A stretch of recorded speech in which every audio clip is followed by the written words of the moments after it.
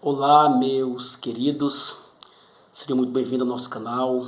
Que a paz de nosso Senhor e Salvador Jesus Cristo venha habitar e abundar nos vossos corações. É com muita alegria e satisfação tê-lo aqui no nosso canal para mais um estudo, um tema hoje bem interessante.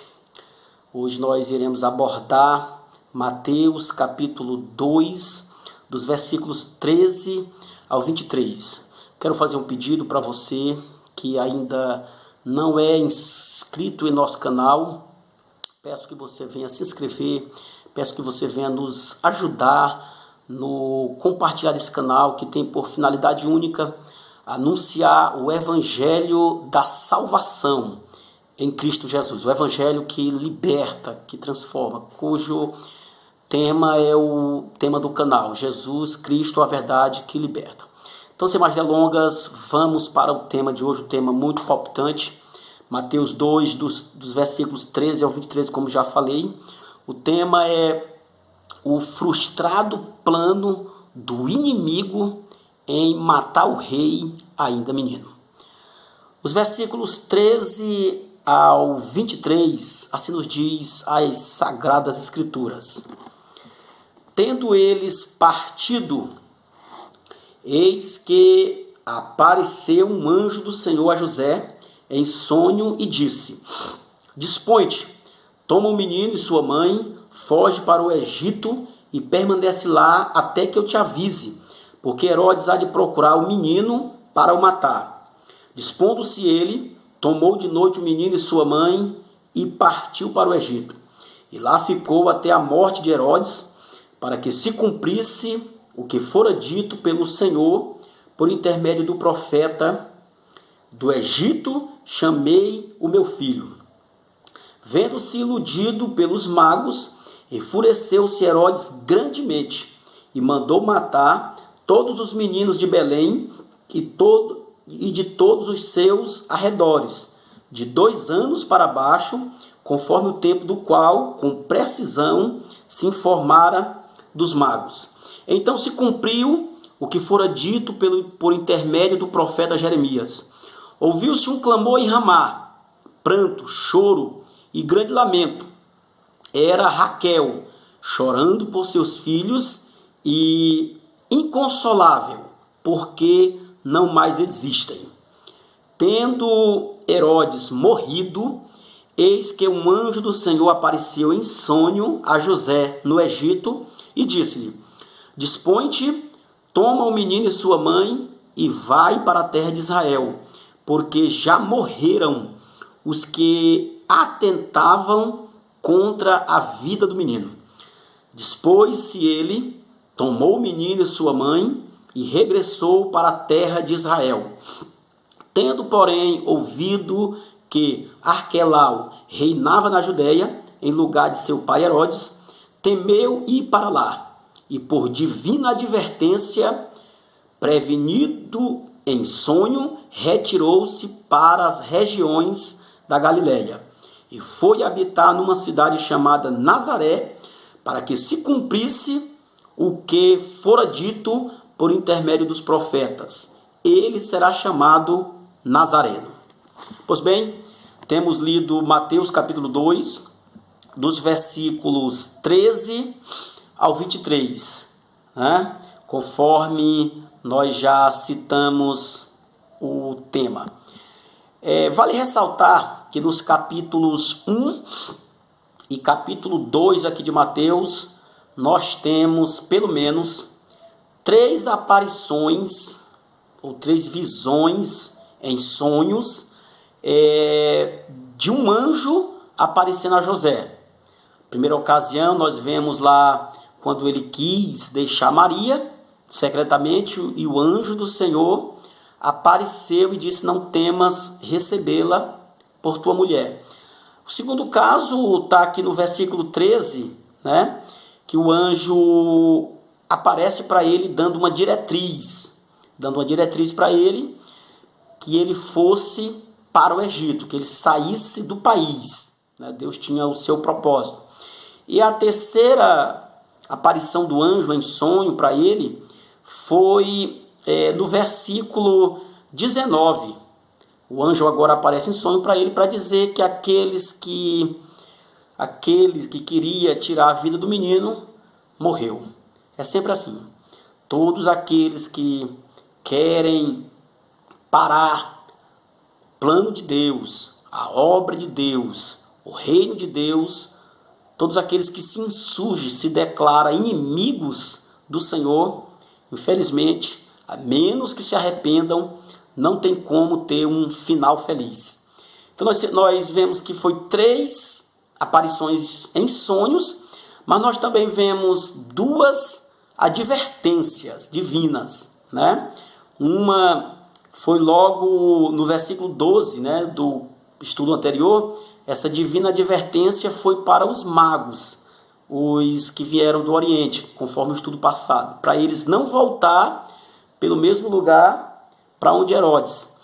E a outra advertência divina foi aqui no versículo 22, aqui do capítulo 2, quando eles chegam em Jerusalém, e aí, sabendo que Arquelau estava reinando lá, o anjo disse para ele não ficar em Jerusalém, mas ir para Nazaré, para se cumprir também outra profecia, certo?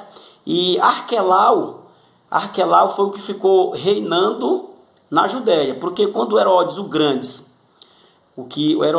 que mandou matar as crianças, quando ele morreu, o seu reino foi dividido em 3 partes. É o que é chamado de tetrarquia. Então ficou o tetrarca Arquelau, que pegou uma terça parte do reino.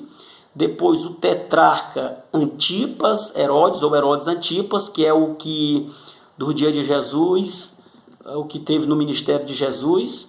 E o outro Herodes é o Herodes Filipe, que ele reinava nas regiões da Itureia. É esse Herodes Filipe que o Herodes Antipas toma a sua mulher, né, sendo a sua cunhada, e vem com ela para Jerusalém e é repreendido por João Batista.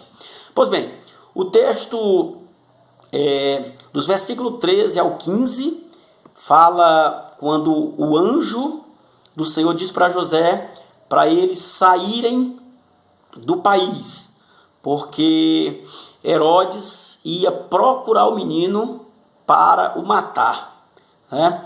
Então José prontamente, mas Maria, atendeu a voz do anjo, e foram para o Egito.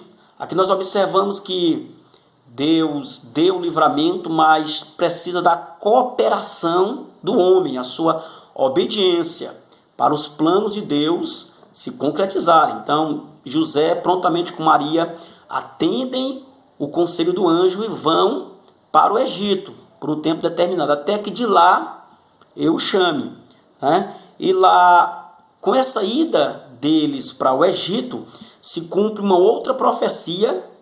Essa profecia que se cumpre é a profecia de Oséias, capítulo 11 e versículo 1, que diz assim: quando Israel era menino, eu o amei, e do Egito eu chamei o meu filho. Então ele tinha ido para o Egito por um certo tempo, aproximadamente no máximo 2 anos, e depois ele voltou para Jerusalém. Essa fuga para lá foi por um período determinado. Essa profecia ela está correlatada também com lá em Êxodo 4 e 23, quando Moisés vai diante de Faraó e diz: deixa vir o meu filho Israel, para que me sirva no deserto. Então, dos versículos 16 ao 18, Herodes, quando Deus fala para os magos, né, os reis magos que vieram, ou os sábios do Oriente, que vieram para adorar o rei Jesus, Deus, numa divina advertência, fala com esses magos para eles não voltarem mais pelo mesmo caminho. É o que dizemos no estudo anterior, que Herodes com certeza tinha planos ruins com esses magos. Então eles não voltam pelo mesmo caminho. E aí, nessa situação, Herodes se sente iludido. É o que vai dizer o versículo 16. Vendo-se Herodes iludido ou enganado pelos magos, então ele enfureceu-se. E aí ele pega e manda matar todos os meninos de 2 anos para baixo, conforme o que ele investigou dos magos. Ele investigou com precisão, né? Então o menino teria de 2 anos para baixo. Então, na região ali de Belém, ele dá esse decreto de mandar matar as crianças, acrescentando assim mais atrocidade no seu terrível currículo. Ele manda matar essas crianças, e assim se cumpre mais uma profecia. A profecia do versículo do versículo 18 aqui do livro. Cumpre-se uma profecia de Jeremias, capítulo 31 e verso 15, que diz assim: e houve-se um choro em Ramá. Era Raquel chorando pelos seus filhos e não aceitando ser consolada, porque eles já não mais existiam. Então essa profecia, Herodes inconscientemente cumpre uma profecia da Bíblia, né? Houve-se um choro em Ramá. Ramá, segundo os eruditos, era uma cidade, uma aldeia próxima de Belém. E Raquel era a mulher que Jacó mais amava. Então Raquel, nesse contexto aqui, é uma aplicação a Israel, né? Uma aplicação a Israel como nação, que Israel também era vista como a esposa amada do Senhor, né? Então houve essa matança. Ele manda matar em todas as circunvizinhanças ali, os arrebaldes de Belém. Segundo um erudito, um estudioso da Bíblia, nesse tempo aproximadamente tinha entre 1.000 a 2.000 habitantes ali naquelas circunvizinhanças. Então dá-se a entender que Herodes aqui manda matar cerca de uns 20 meninos aproximadamente. Um número bem inferior comparante às grandes matanças que ele fez, como já dissemos também no estudo passado, né, que ele manda matar o avô da sua esposa, o Hircano, manda matar seus 2 filhos, que eram 2 jovens carismáticos, que gozava de empatia do povo. Foram eles o Aristóbulo e Alexandre. Ele manda matar os seus próprios filhos, e 5 dias antes da sua morte, ele manda matar o seu filho mais velho, o Antípater. Então esse homem era um monstro. César da época, o César Augusto, o imperador de Roma, chegou a dizer que era melhor ser um porco do que ser filho de Herodes, né? Situação dessa, um homem que matava os próprios descendentes, era um homem que tinha um desejo doentio de reinar e se sentia ameaçado com qualquer outra pessoa que fosse um possível sucessor. Esse homem teve um final trágico, que foi o que ele semeou em sua vida. Esse homem acrescentou ainda mais uma situação, segundo Flávio Joséfo, diz esse relato, que ele, no dia da sua morte, ele ordena a sua irmã, chamada Salomé, que era gente ruim como ele também, para ela comunicar às autoridades, para no dia da sua morte ele matar, de cada família, matar uma pessoa importante, um primogênito da família, para no dia da sua morte ter grande choro na cidade. Porque obviamente ninguém ia chorar com a morte desse homem, mas ele queria que no seu velório tivesse choro, e faz essa outra atrocidade. Mas para nós concluir o nosso estudo, dos versículos 19 ao 23, né? O anjo agora aparece em sonho, obviamente, para José de novo. E nessa feita agora o anjo diz: olha, volta para Jerusalém, volta para Israel, para a terra de Israel, porque aqueles que procuravam a morte do menino já estão mortos, né?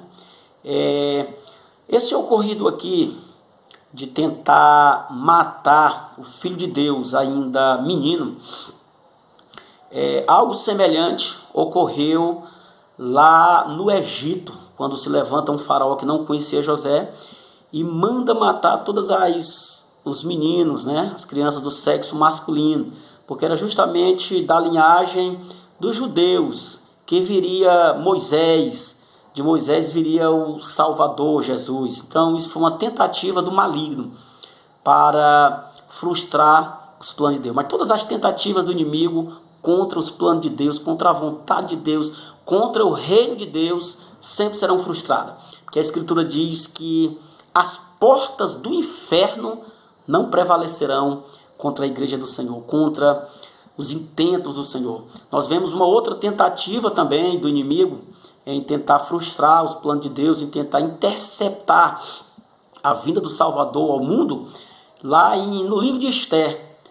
Amã, um homem usado pelo inimigo com ódio terrível, propõe em seu coração matar todos os judeus. Então, obviamente, se ele conseguisse esse intento, Jesus não viria, que ele viria dos judeus, da tribo de Judá. Então, aqui foi mais uma tentativa de tentar matar o Filho de Deus, tentar matar o Rei Jesus, ainda menino, para o Salvador não vir. Mas Jesus sempre chega primeiro. O inimigo sempre se atrasará nos intentos em frustrar os planos de Deus. Jesus sempre chega primeiro.